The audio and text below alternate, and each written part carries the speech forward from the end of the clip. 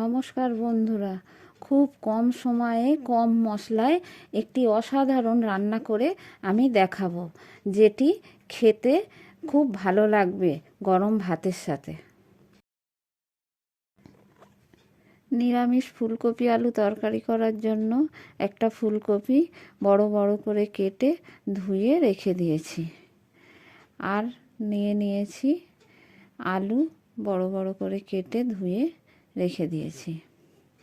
মশলা নিয়েছি একটা পাকা টমেটো, কয়েকটা কাঁচা লঙ্কা, আদা, কাজু আর পোস্ত। কাজু পোস্তটা আমি শিলে বেটে নেব।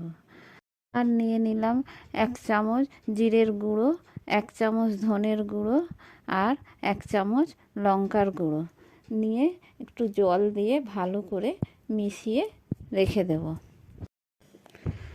কড়াইয়ে তেল গরম করতে দিয়েছি, সাদা তেল দিয়ে দিয়েছি। তেল গরম হয়ে গেছে, কেটে রাখা আলুগুলো দিয়ে দিতে হবে।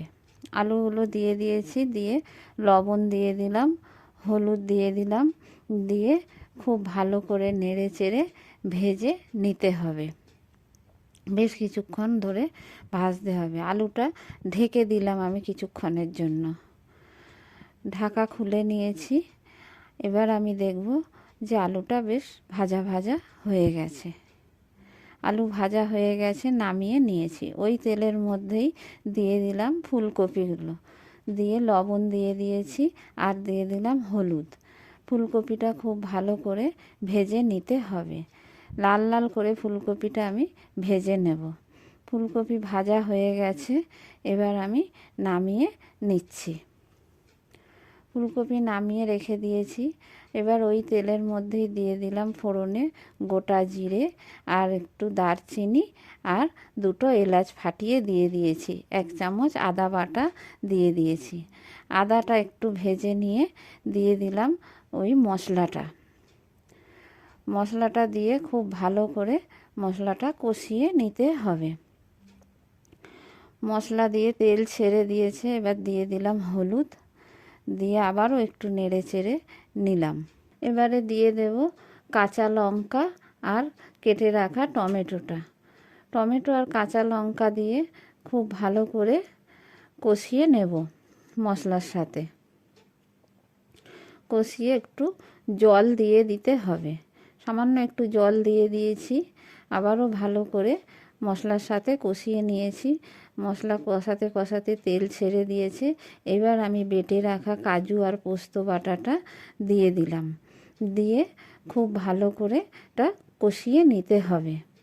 বেশ কিছুক্ষণ ধরে আমি এটা কষিয়ে নেব।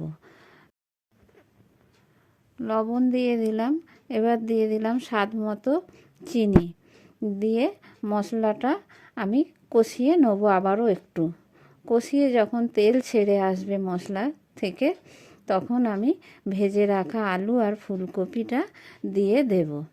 দিয়ে মশলার সাথে ফুলকপি আলু খুব ভালো করে কষিয়ে নিতে হবে।